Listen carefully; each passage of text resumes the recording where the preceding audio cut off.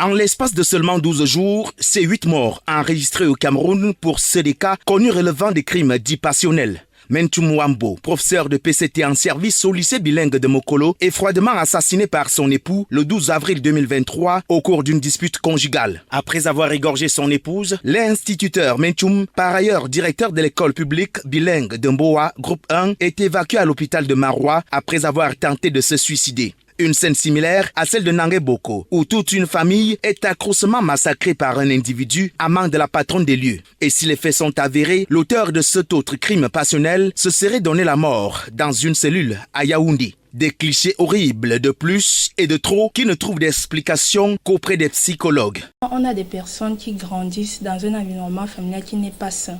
Sain dans le sens, n'est pas sain dans le sens où ils sont eux-mêmes empreints de violence. Et on a des enfants qui grandissent dans ces environnements-là et on assiste généralement à des apprentissages inconscients de violence. La violence, à un certain moment, se retrouve comme le mode de communication privilégié et parfois le seul qui est connu par l'enfant.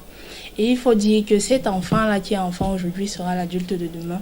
Et évidemment, une fois qu'il grandit, aura tendance à répondre aux sollicitations externes par de la violence. Avec des causes spécifiques.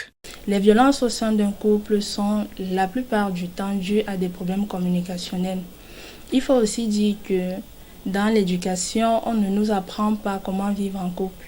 On a des personnes qui sont deux réalités, deux personnalités différentes qui se retrouvent à devoir partager un quotidien. À un moment, il peut arriver qu'il y ait mésentente entre les deux. Il ressort de certaines études qu'il y a des facteurs clés qui peuvent entraîner ces violences-là, notamment des frustrations. On en parle tellement. Il faut dire que notre société est comme une usine à frustration, il faut le dire. Et pour désaviser, toutes ces attitudes ont des signes précurseurs. On a des manifestations physiques qui peuvent avoir. On a des maux de tête, on a des hautes de température qui vont revenir. Généralement, la première manifestation au niveau de l'humeur, c'est l'irritabilité. Chez certaines personnes, ça sera la dépression. J'ai parlé tout à l'heure de repli. On va se rendre compte que la personne s'isole, le conjoint s'isole. Il parle de moins en moins. Ce sont des signes qui annoncent qu'il y a quelque chose qui ne va pas. Toutefois, il reste possible de barrer la voie aux violences conjugales.